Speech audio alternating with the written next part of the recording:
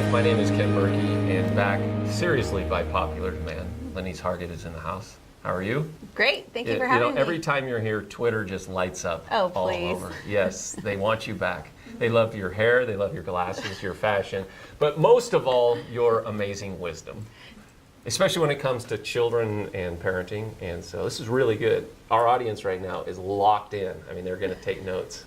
So what's the topic today? Today, our topic is how to respect your child without becoming a pushover. How to respect your child without becoming a pushover. Okay, so talk about the two extremes.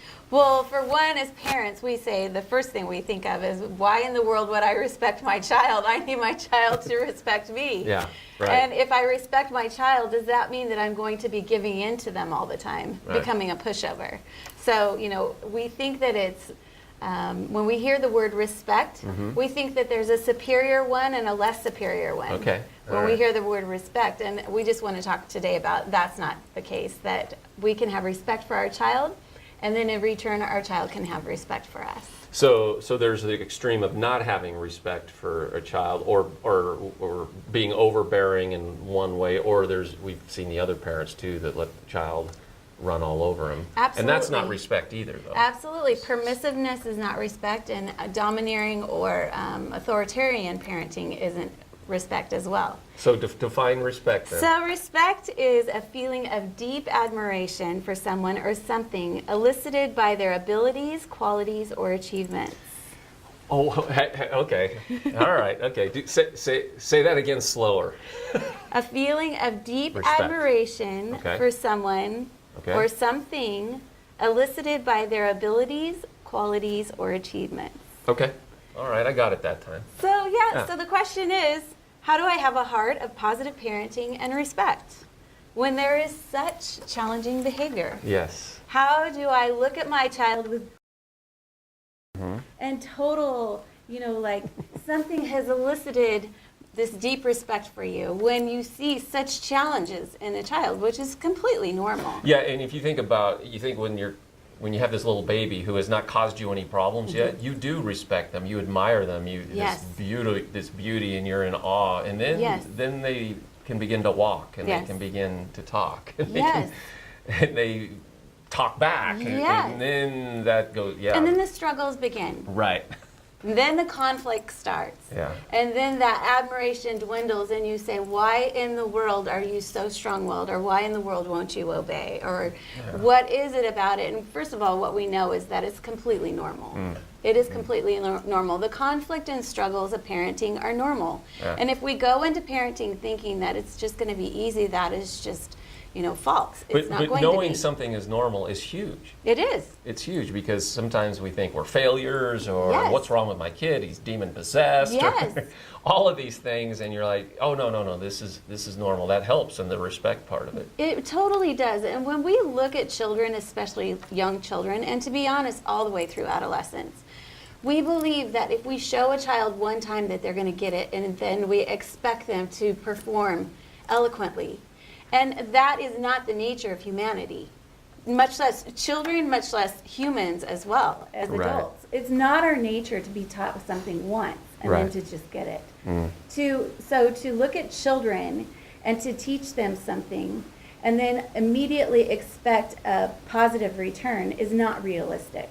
So a lot of times our human nature is, we get so frustrated Yeah. because it's like, no, we have this, I want to teach you and I want you to obey, I want you to perform now. Now, so there's that famous parental line, how many times do I have to tell you something? Absolutely. So, Lanise, how many times is it? Well, what we know is that it is going to be a lifetime of training when you have a child. Oh, really? So it's a big commitment. It is a big commitment, and what we see that is so funny is we can train a child something at 2 only to have to retrain them when they're an adolescent. So for example, when a child is 2, we have to teach them to brush their teeth. And they learn to brush their teeth only to find in adolescence as they're going to school say, hey, did you brush your teeth before school? And they're like, oh, do I have to? Yeah. And it's like you have to retrain. Why are we doing this? Why is this important? So it's interesting. I mean, if we just go to our our problem of conflict, we can just put out there right now teeth brushing or a conflict like Johnny's got homework. Right. And we can look at an example and follow through. What does respect actually look like? How does it look for me to actually respect my child during conflict or because of conflict or throughout their duration of their life when there is going to be all of this back and forth problems, these problems and conflict?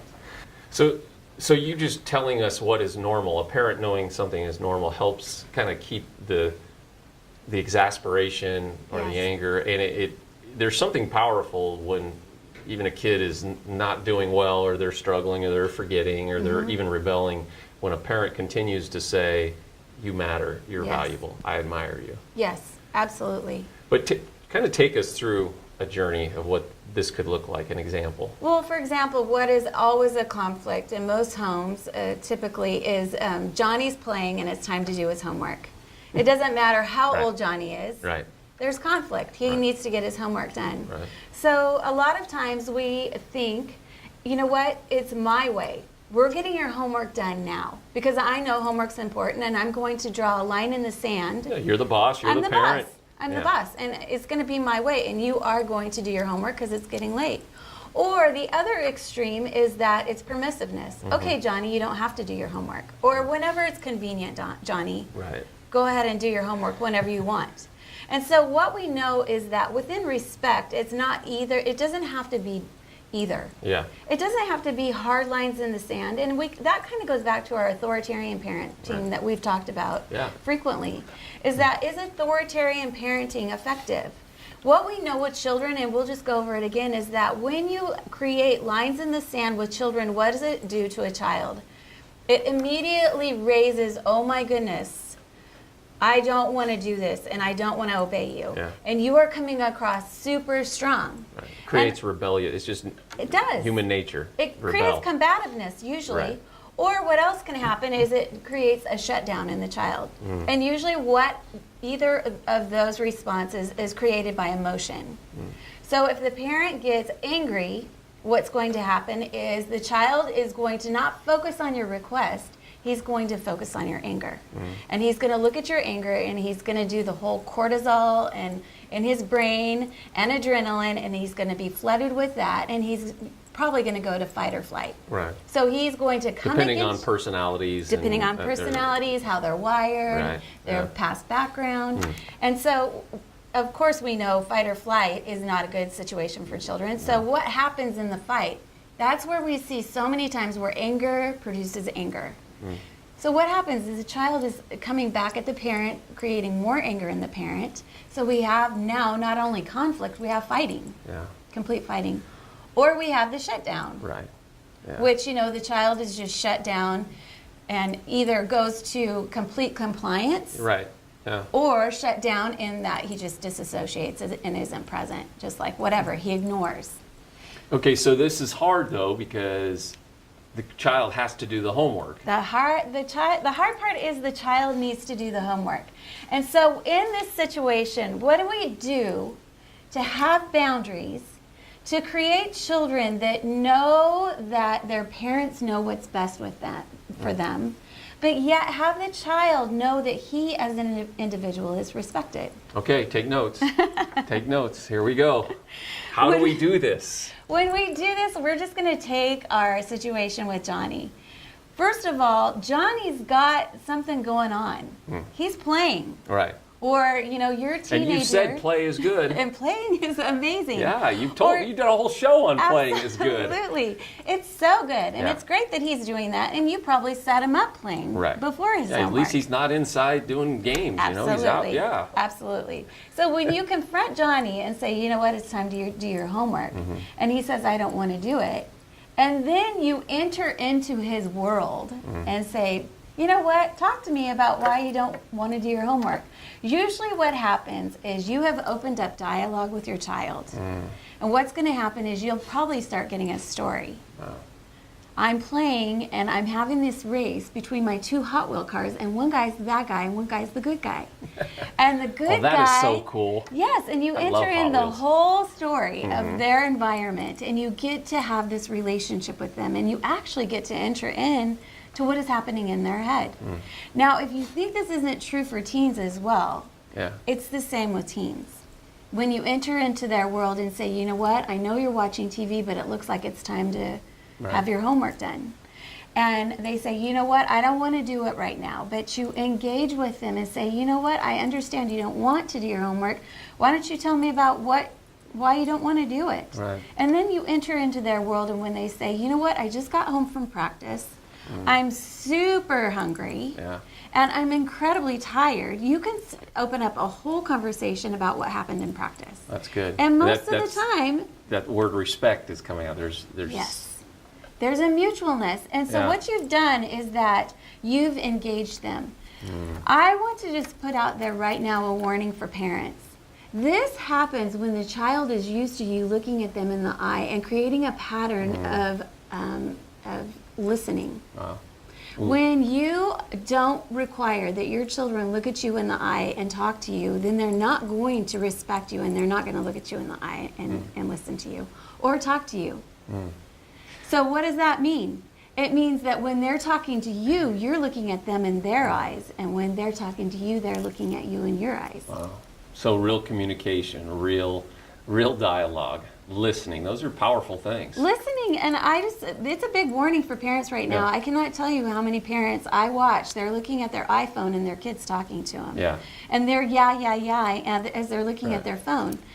It's a trap, parents, Yeah. because if you want your children to listen to you, you better put your phone down and look at them in the eyes and listen to them. Yeah. It's called mutual respect. Wow, that's You're good. modeling what you want from them. That's really good. Can I just do a timeout? What Sure. happens with my parents when they would tell me to do my homework? I was 16 and I was playing with Hot Wheels. Is that a whole different thing? When That's Anyway. actually cool. Yeah, okay, all right. It was. Yeah, We've cool. talked about that, and that you definitely had a pattern for living. You knew the plan you were on, Yeah. and you're now a race car driver. That's right. No, I'm not, but I drive fast. So here we are in this. So talk about this more. This conversation. And how do you get that child to eventually do their homework? Then? Well, I think in empathy, when you empathize with them and get into their world, now you've created dialogue. Right. They feel like they've been heard. And when you can then go to problem solving. Right. You can say, you know what? Oh wow, you did have a hard day at practice. Right. You know what? Maybe food in a shower is more appropriate. Yeah. Before Putting your together homework. maybe a plan, saying, well, so what's the best plan to get your homework done? Exactly. So they're coming up with a solution. Exactly. When you engage in a 5-year-old that's playing with their cars, and you're talking about their whole story, and you're engaging in the story, you create this whole avenue of dialogue to continue in the story, to put in the plan of what the evening's going to look like. So when we look at this and say, oh wow, well that sounds really great. And then like you said, you know what? A lot of times after you've listened to them, you've empathized with them, they feel heard. They feel like you've entered into their world. You create a plan. You say, I understand where you're coming from. What you know as a parent, and this is where the two extremes, permissiveness or drawing the hard lines in the sand, you have to have confidence as a caregiver or parent that your plan is a good plan. You actually have to respect yourself. Which goes back to, if you don't respect what you're asking of your child, then don't ask them. Right. Have confidence that what you're asking them to do is the best decision for them. Because you know that you have two ways it could go. Right. They could go to compliance, or they could totally be rebellious and say, no, I'm not going to do that. So you better be clear on what you're doing as a parent or caregiver. And that helps the child respect you. If it's wishy-washy and you're like not clear. Right. Because children need boundaries, and They they need feel boundaries. valued with those boundaries. Too. Absolutely. They need those boundaries. They do. Talk about that just a little bit more. I mean, because it's still going to be, it can still be messy. This isn't like, well, okay, if No. I listen, if I understand, and those are great words. I understand what listen, let's talk about how we can work this out. It still is messy, but it's not destructive messy. It's not destructive messy, and you're not putting your relationship with your child in a continual conflict. A continual conflict, and that's what we see with parents. It's just like conflict after conflict after conflict, and it's why can't I get my child to just obey? Right. Why can't they just simply obey? Well, I was thinking too, then the value of the child, they feel like, well, if I do what mom says or dad says, then they will love me. If I don't, then they don't love me. Rather than this relationship happening of, hey, let's just work this out. Absolutely. It separates that from the, am I going to be loved great? Because that's where the compliance comes in. Well, I better just do it. I better just do it. And that's a great point. That is one of our points, is that in respect, you bring the child into the solution. When you bring them into the solution, it's so great for their conflict resolution, their critical thinking. This is what's going to happen. I know what's going to happen. I am going to do my homework. It's a non-negotiable in our home. Yeah. But how can we get to this point and it's a win-win for everyone? And children, a lot of times as parents, we think, oh, that's manipulation. The child's just getting what they want. And I just have to say, it's conflict resolution is what it is. It's like, no, I know this is the bottom line, that it's going to happen. I am going to have a bath. I am going to brush my teeth. I am going to get my homework done. I know these things are going to happen, but you know what? How we get to that point every day can change. And that's respecting the child. And when the child feels listened to and respected, what we see is that the child then has this honest, free relationship with their parents. When that honesty and that freedom can come, and it's not just pure obedience out of just fear or just compliance, because I'm a compliant child and I have absolutely no pushback on my parents. What we see in that is later on in the child's life, or even currently in the child's life, when other conflict comes up that may be shameful or may be hurtful, maybe an issue that they don't understand. For example, maybe they've stolen something, or maybe someone's touched them inappropriately, and they have been trained to be respected in their feelings, to trust themselves, to freely express how they feel. They have this relationship with their parent or their caregiver where it's like, oh, I can always go to them and express my feelings. I will always be heard. My opinion and my input will always be considered. And that relationship, as a parent, when we go back to rules or relationships, it's both. We have to have boundaries, but in the end, relationship trumps everything. It trumps everything. Absolutely. I just don't want to talk because this is so good. I just want to stay out of the way. Well, we only have a minute left. Yes. A minute and a half. Do you want to wrap this up? Because Sure. this is really, really good stuff. Just maybe some closing words to some parents. There is going to be conflict. In the end, you are the parent and you have the bottom line. Your children do have to obey you. You do know what's best for your child. And in that, there are going to be consequences. There are going to be hard decisions that have to be made. And the child is going to go away stomping and crying and having time out in their room. Those things happen. But the thing with respect is that the child and you will walk away knowing that they've been heard, they've been valued, that there is a relationship there that is much, much deeper than the conflict. Much, much deeper than just getting the homework done. Absolutely. I love that part about if the child feels understood and listened to, that when they're going through issues you want them to talk to you about, that they're going to talk about those things. Absolutely. We could spend a whole time on that. And maybe we should. Yes. Yeah. Okay. Yes. Thank you. Thank you, you. Lanise. Listen, parenting is not for the faint of heart. Absolutely. But it's such a gift. And at Green Valley and Lanise and our student ministries and our Kids Place ministries, it's about investing in our children of our community, but also investing in the parents. Yes. And so just come on over, and if you need some help, parents, Lanise loves this kind of stuff. Yes, I do. And you're good at this kind of stuff. Well, thank too. you. And I've met her kids. They're grown-ups. They're pretty cool too. So you did a good job. Thank you. Thank you for having me. Thanks a lot. Thank you for being with us here on The Basics of Life, and we will see you next time.